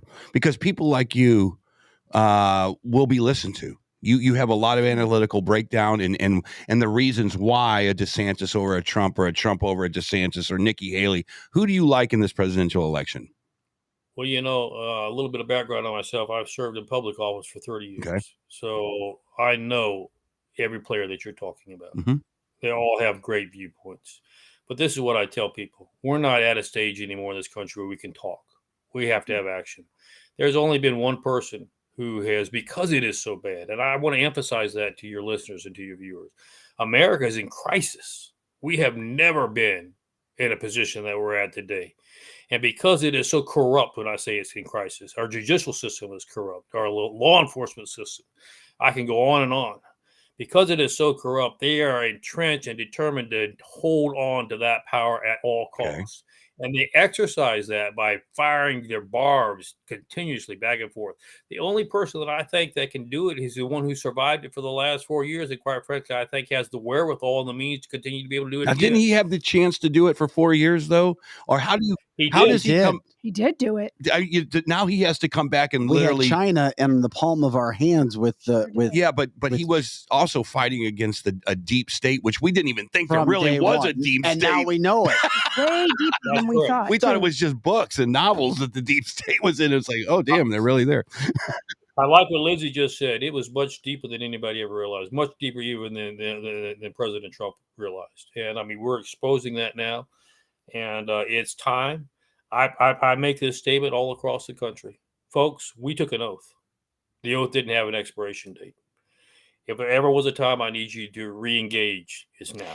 Because America is not being destroyed from without anymore. It's being destroyed from within with the help of people from without. Michael, what do you say to people who think Donald Trump caved in 2020? And what do you say to them that, to some Democrats and other people that think he will never see the White House again? What do you think about that? Well, I think twofold, we work our way backwards. You'll never see the White House again.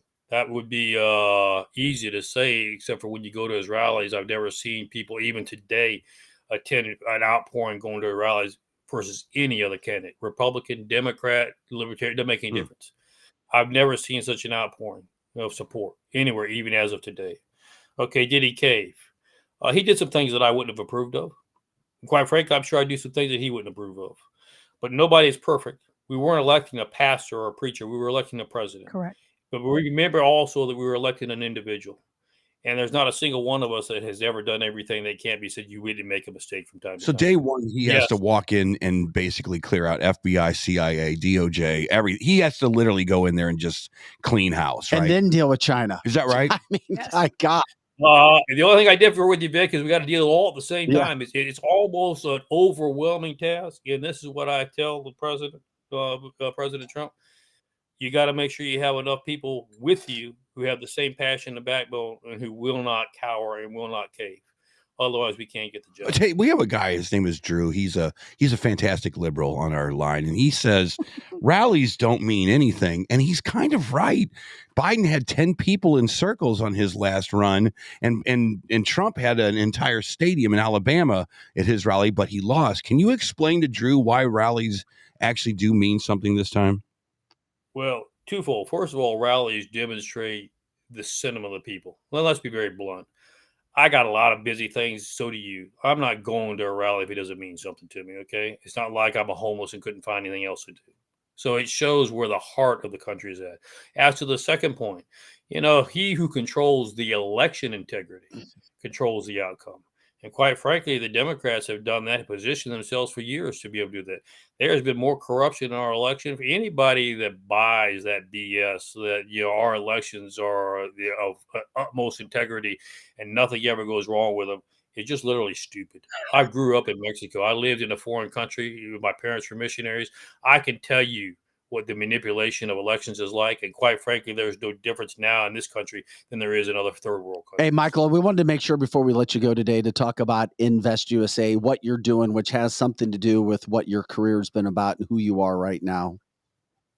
Well, let me quickly tie it in. Everything we just talked about China. Why is all this important to invest? Because quite frankly, at the end of the day, it's going to be our first responders that are going to help to provide law and order to this country, and they need to know what they're up against, and that's why it's so important for everything that we're talking about. Invest was created 30 years ago because our all law enforcement officers did not have the necessary equipment to protect themselves and be able to come home safely to their families. They had 52% of officers who had no bulletproof vests. That's called a concealable vest, the one you see underneath their shirt. It only stops a sidearm, by the way, a pistol. About 2 decades ago, a decade and a half ago, our criminal element got smart. They figured that, you know what, we'll just go ahead and penetrate those vests with long-range rifles. And that's what they have been doing ever since. They've been ambushing our officers. And so we had to stop and create new technology. It's called active shooter vests that have titanium plates that will literally stop any round on the market. Unfortunately, 90% of officers still do not have this technology. And it's a shame. I've been down on the border handing these vests out that we have the cartel coming across the border, out-manning, out-gunning, out-protected than those who are trying to protect the American people. There's literally no excuse for it, and I hate that we have to have a charity to do it to begin with, but I'd rather go ahead and save lives and worry about the consequences later than I would to watch them die in the line of duty as they are so willing to do. Michael, we appreciate it. How can people jump in with Invest? How can They'll go to our website. That's www.investusa.org. Now, remember, it's a charity.org. All these commentaries, everything that we're doing, their ability to donate, their ability to make a difference in saving America in these final days and keeping our freedoms intact. They'll just go to our website. Let me just put in one final little plug. If you don't do anything else from this audio, I want you to do one thing for me. Our law enforcement officers have never had it more difficult than they've ever had. If you see one today, just wave your hand, say thank you for your service. Thank you for protecting. You don't have to do anything else. You don't have to buy their meal. That'd be nice, but you don't have to do anything else. Just say thank you. I appreciate your service. And we will see this country turn around when we begin to be recognized and begin to defend those who are defending us. Michael Letts, the founder and president and CEO of Invest USA. We appreciate the time we have with you. We'll get you back on. We are grateful for that. And by the way, you have my phone number. Can you text me your number again so make sure I have your name on there? I'll be delighted to. God bless you. Y'all have a God bless America. This country still has hope. It's just we need the leaders to lead it to the promised land. God bless you, Michael, and thank you. All right. Have a great Monday. you. This cancelthisshow.com. There's so much that Michael just threw out there. I didn't even get through 1/10 of my questions. Oh, we'll have him back on again. I was trying to make some kind of an argument. And we were having him on to talk all China, and then boom, there's so many other things to talk about. It's like, well, hold on. Yeah, you can talk about China and space all day long. There's so much stuff you have to cover before you even get there. I agree. It is insane. If somebody has a knowledge and basis to talk to you about it, you 100% have to. He's the kind of guy. Look, I know Fox News. I watch him all the time. It's just what I do. He would be a fantastic host on Fox News. He talks to the audience. He brings facts. He brings there's a logical See, that's the problem with Fox. But they'll never have him on. He tells I don't know about that. Bombs. You think they'd have him on? I don't think he's ideological. See, the problem with all of Tucker's nonsense, and I'm not saying it's nonsense, is that it was very ideological. He was kind of like on an island, but he has a very described logical progression on everything he talks about. Everything's backed in facts. It is kind of out there to think that there's a tribunal looking at all this stuff and thinking that we are about to go nuclear on the deep state, if that was actually happening. But at least he knows how to answer the questions without hypotheticals. No, I agree. Yes, he answered them succinctly and with truth, and not like just, this might happen, this might happen. He had direct answers that he can back up. And that's why I get frustrated with Tab, because she sounds like that in my ear. But then when I ask her a question, she can't answer it. She can't resolve the question. Does that make sense? But how he can resolve the question? He can literally prognosticate. He would have a good prognostication for a 1, 5, 10, and 20 year strategy. Yeah, but I don't know. But you know what, though? nothing changes unless there's a conservative president in office changing. What else changes? Right. But And that we don't have an I don't know. election I mean- that is stolen from us too. Look, And that's where I everybody's do confused. agree with Tabitha. It's like, I don't know what else you do. Well, again, it's about the conversation. Once we leave here today, no one's going to care about what we just said. No one. We're all going to go about our lives. We're going to stick our head in our own sand. The problem is that it's, even though we're sticking our head in the sand, there's American people out there that just don't care enough about what we just That's talked a about. fact. You're right. That's You're right. the problem. But whatever this deep state thing is, they care. And they're working forward and they're moving forward and they're having the right meetings. And you know what I mean? So Yes. you need people out there who can take this thing straight on. Otherwise, they're going to win. And he's right. We are fighting from within. We are literally the proverbial fighting with one hand tied behind our back because we have to fight against China, but we also have to fight against ourselves. It's like a John Wick movie. No, we do. Well, it is like a John Wick movie, actually. It's Our horrible. house just talked Each about one of that. you must take out 1,000 Yeah. armed Yes. perpetrators. As we come Correctly. shooting at your ass. Exactly, for sure. But it was what a fast. I would love to see a liberal like that come on this airwave. And we invite them all I the would- time, and they won't come on. I would love to be stumped by a liberal where I go, oh, damn, you make a lot of sense. Okay, all right. To this day, Vic, I've never heard one. No, not yet. I had a liberal contact me yesterday, and he was on this show, and he thought we were nicer to him than any other show he's gone on, but he's almost afraid to go on our show because we ask the questions the other shows won't ask, and he doesn't have an answer. Yeah. He admits he doesn't have an answer. Liberalism's like this. Here's liberalism. Liberals eat sugar. It tastes good. You can make a lot of stuff with sugar, but at the end of the day, it is rancid for your body. It will kill you faster than anything else. But it's so good. But it's so damn good. Mm-hmm. Republicans, conservatives, they like broccoli. Conservatives love asparagus. It's disgusting. Conservatives like to jog in the outdoors and make their cardiovascular system healthy. What? Liberals like to watch video games and eat jelly beans. What? One life is a lot more fun. But that's the problem is at the end of the day, the doctor's going to go, a liberal, you're going to die if you don't get off the couch and eat some damn broccoli. But they don't hear it. And that's where we're at right now. Those are the choices that we have. One is fun and exciting, and it's going to kill you. The other one is boring, mundane, but it's going to keep you healthy for a long time. And that's Eric Johnson. Bringing up the broccoli. Guys, we appreciate you jumping in today with us. This is cancelthisshow.com. Please like, subscribe, share the show. Go on all of those platforms. Hit the arrow button. You can send it for our podcast listeners. You can do the same thing. Check out all of our partners, our advertisers. We appreciate them as well. Tabitha was off today, by the way, taking care of some real estate things in her life. She'll be back tomorrow.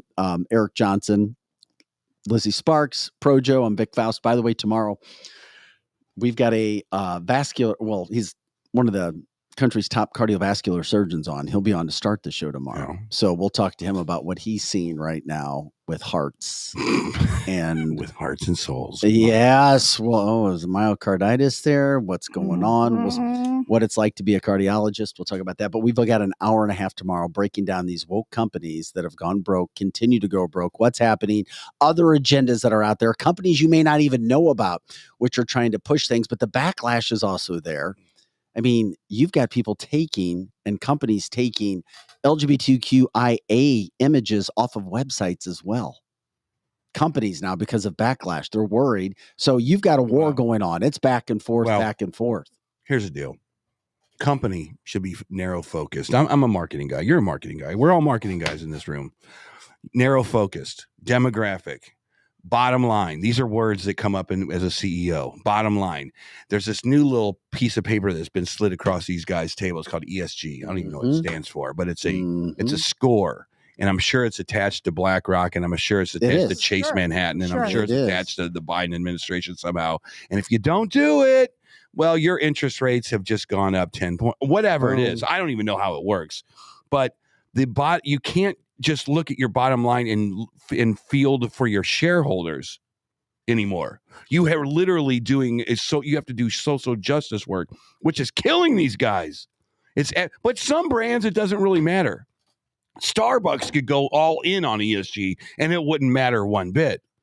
So it's from case to case to case. It will kind of hurt Target, addicting products. Yeah, yeah, like caffeine exactly. and coffee. Yeah. Well, we're going to break that down tomorrow. We appreciate. Now, someone did say that Lexus was like they were like, if you drive a Lexus in one of the campaigns, I guess that they squashed. I think this is what I heard, that they said we squashed it because we don't want to be known as the car of the LGBTQI. Like Bud Light. I didn't hear that. Yeah, but so anyway. that comes from an insider from a friend of mine, and it might not have been Lexus. It might have been another car brand. Well, we'll break it all down tomorrow. We appreciate you guys jumping in on this January 5th podcast for cancelthisshow.com.